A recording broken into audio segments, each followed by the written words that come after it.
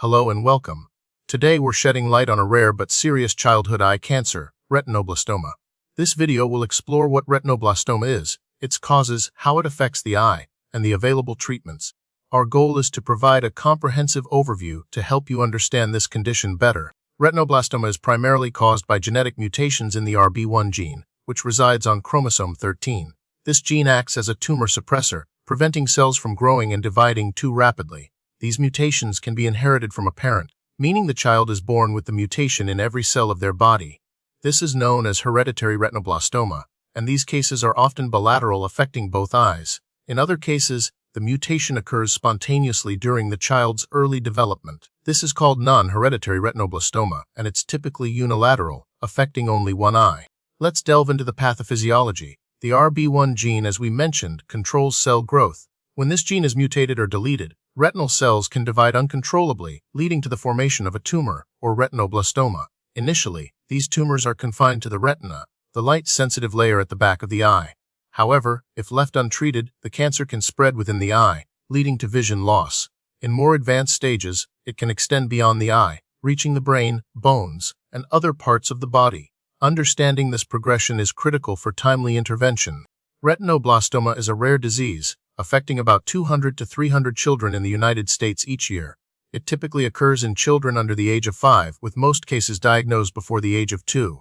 Although rare, it is the most common intraocular tumor in children. There is no known racial or geographic predisposition, meaning it affects children from all backgrounds equally. The signs and symptoms of retinoblastoma can vary, but the most common sign is leukocoria, which is a white reflection in the pupil, often noticed in photographs. This cat's eye reflex is a crucial warning sign. Other symptoms can include strabismus, also known as crossed eyes or lazy eye, redness and inflammation of the eye, poor vision, and unequal pupil size. It's essential to consult a doctor immediately if you notice any of these signs in a child.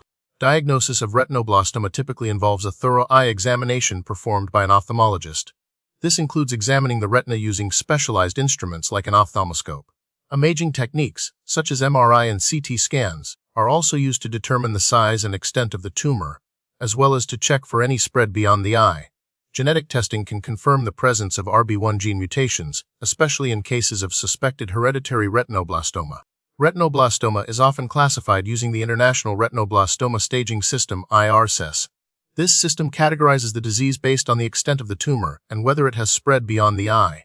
The groups range from A to E, with A being the most favorable and E indicating the most advanced stage. Different classifications guide treatment decisions and prognosis. Another classification is based on whether the retinoblastoma is unilateral or bilateral. Treatment options for retinoblastoma depend on the size, location, and stage of the tumor, as well as whether the disease is unilateral or bilateral. Treatment modalities can include enucleation, or surgical removal of the eye, is an option for advanced cases where the tumor is large and vision cannot be saved. Chemotherapy, either systemic or local, is used to shrink the tumor.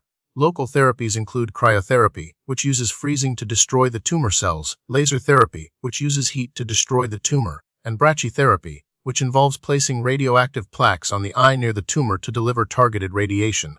External beam radiation therapy is sometimes used, but it is less common due to potential long-term side effects. The goal of treatment is to eliminate the cancer while preserving as much vision as possible.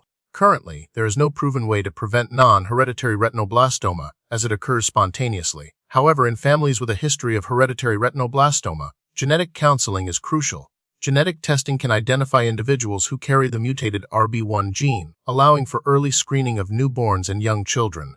Early detection is key to successful treatment and can significantly improve outcomes. The prognosis for retinoblastoma is generally good, especially when the disease is diagnosed early and confined to the eye. With timely and appropriate treatment, over 90% of children with retinoblastoma can be cured.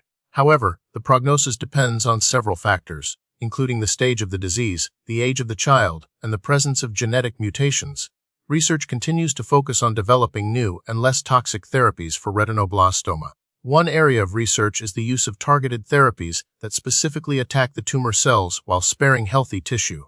Another area is exploring the use of immunotherapy to boost the body's own immune system to fight the cancer. These advances offer hope for even better outcomes for children diagnosed with retinoblastoma in the future. Thank you for watching.